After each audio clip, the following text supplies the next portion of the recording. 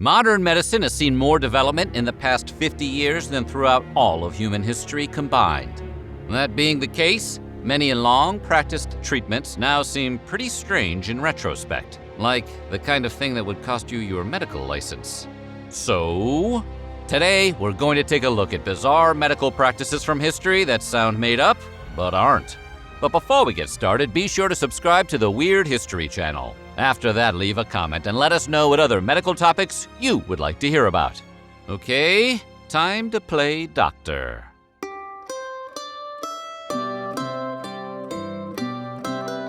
Nothing says best medical practices like putting dead mice in your mouth. Okay, maybe not. But when it came to dentistry, the ancient Egyptians sure thought it did.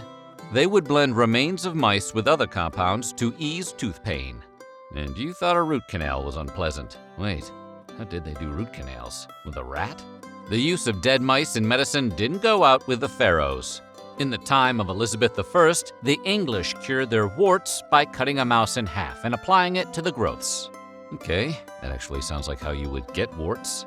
Bits of expired mice were also used to treat whooping cough, smallpox, measles, and even bedwetting.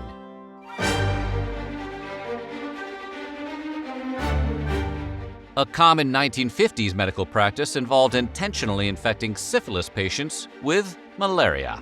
To modern ears, this might sound like a terrible idea that risked exposing patients to any number of dangerous side effects, because it was. The theory at the time was that the fever produced by the malaria virus would kill off the syphilis, and that the malaria virus would then be cleared up through some other treatment. And although the injected malaria virus did have positive results in eliminating the syphilis virus, it also caused, malaria. Patients suffered intense fever attacks for weeks and had long-standing side effects that could last for decades. So as a treatment, it was, at best, kind of a mixed bag.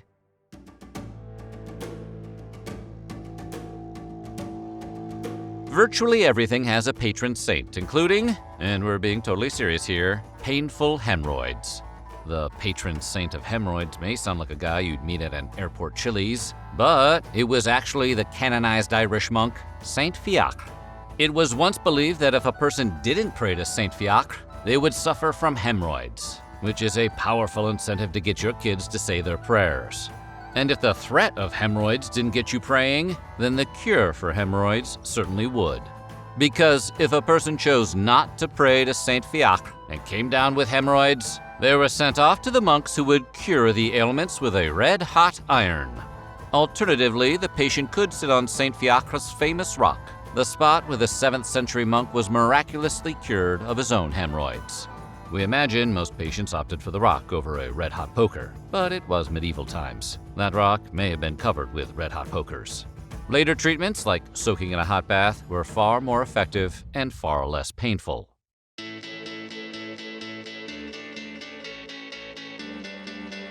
Long before the miracle of Botox, 19th century doctors were using paraffin wax injections to smooth out unsightly wrinkles. The wax was also used in breast augmentation procedures. It's also used to make candles and crayons. But nobody cares about coloring in the dark when there's boobs to be inflated. There was, however, a downside. Wax hardens, and in this case, the paraffin would harden into thick, painful lumps known as paraffinomas. These injections were quickly abandoned once it became widely known that they caused granuloma formations and embolization, which is the blocking of blood vessels. Sounds like a small price to pay for a wrinkle-free smile.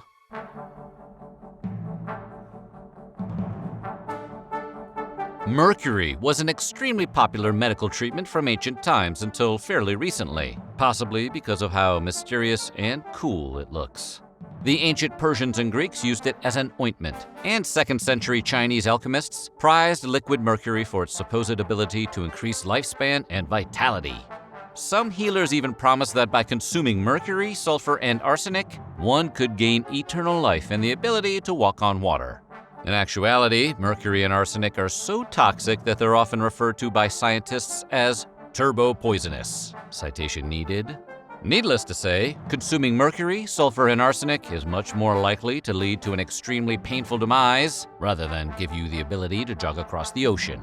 Even in more modern times, mercury was still being used to treat sexually transmitted diseases like syphilis. But again, it was more often killing those it was used on than curing them.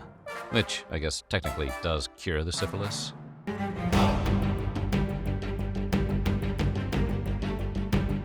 The discovery of radium made Marie and Pierre Curie household names and led to an expansive industry of radium-infused glowing products. Probable slogan, "They glow because they're radioactive." Unfortunately, radium was also used in several questionable medicines, because if it glows in the dark, it must be good for you. One advertisement even touted the benefits of preparing radioactive drinking water at home to cure various ailments. Marie Curie herself died from exposure to radiation in 1934, so it's probably best to keep radium out of the medicine cabinet.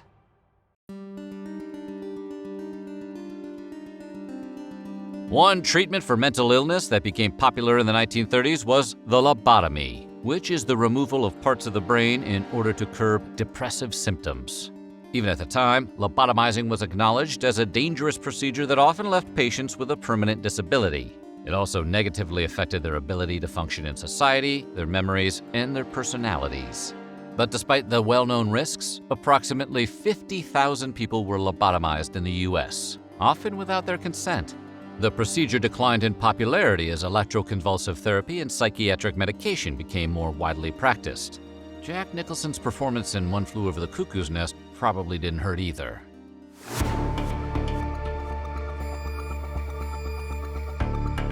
Fad diets are rarely a good idea, but some are worse than others.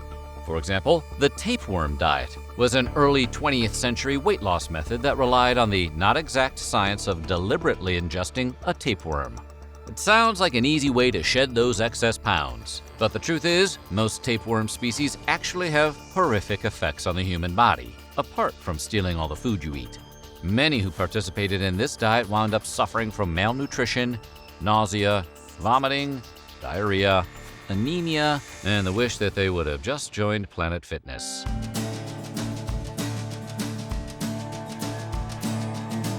Before the dangers of smoking were well known, or at least disclosed to the public, there were numerous ads touting the health benefits of cigarettes. Some even included endorsements from doctors who would promote a particular brand's positive aspects. Because when the Marlboro man hands you a big sack of money, you start telling people cigarettes will cure baldness and let you see in the dark. During the 19th and early 20th century, smoking was even suggested as a therapy for asthma, of all things.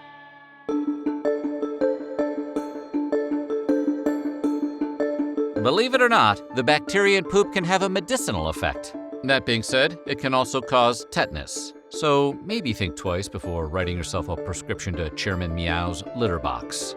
Animal waste was a common curative for various injuries, even as late as the 19th century. One Victorian remedy to ease a sore throat included dried dog biscuits, not the kind you find in a box. And the ancient Egyptians used the poo from a donkey, crocodile, dog, gazelle, or fly for numerous medicinal purposes.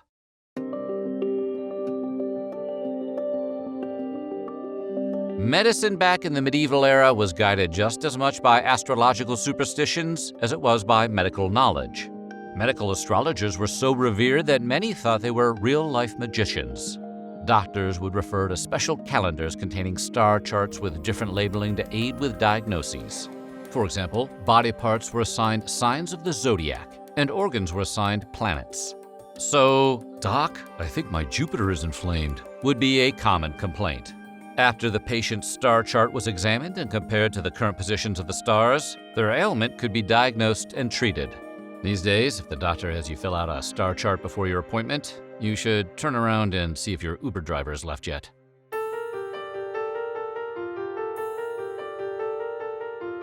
Since the Middle Ages, enemas have been a popular treatment for intestinal issues. Back then, they were performed using a device called a clyster, which was a long metal tube with a cup on the end, like the world's worst beer bong.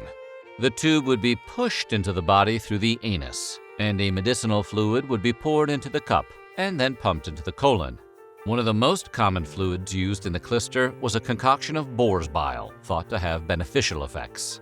Other fluids included herbs, opium, oxygen, tobacco, and turpentine. Nothing cures what ails you like butt-chugging turpentine.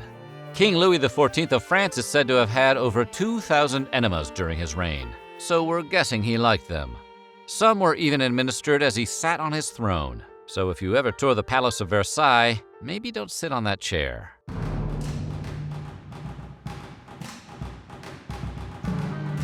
The modern science of anesthesia is fairly new, having only become common practice over the last 150 years. Before that, doctors would use a range of other medical treatments to induce sleep before an operation, like a hammer.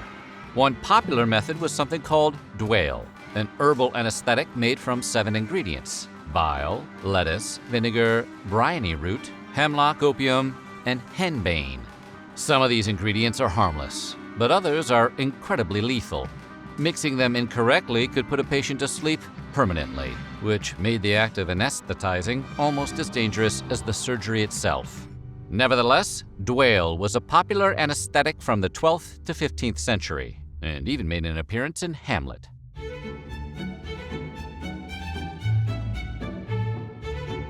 There's no more homemade medicine than the water from your own canteen, so to speak. Human urine has been used for a variety of medical purposes, including curative treatments and as an antiseptic. Romans are said to have used it to whiten their teeth, which, hard pass. King Henry VIII's surgeon recommended that all battle wounds should be washed in urine, and later it was used to treat sores caused by the bubonic plague, and we saw how well that worked. Urine is popularly believed to be sterile, even today, but scientific evidence shows that is not the case. You're better off just buying some antiseptic at a local pharmacy.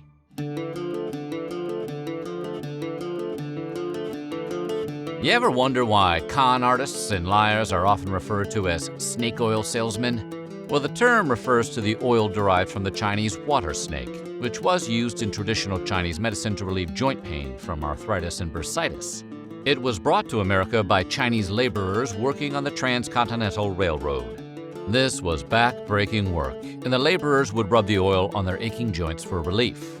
Interestingly, despite its negative connotation as a slang term for con men, there is some science behind the medicinal properties of snake oil. Snakes are a rich source of EPA and omega-3 fatty acid with anti-inflammatory properties. So the next time your arthritis starts acting up, reach for the nearest bottle of King Cobra. That's snake oil, right? So what do you think? Which of these old-timey medical practices was the hardest to believe? Let us know in the comments below, and while you're at it, check out some of these other videos from our weird history.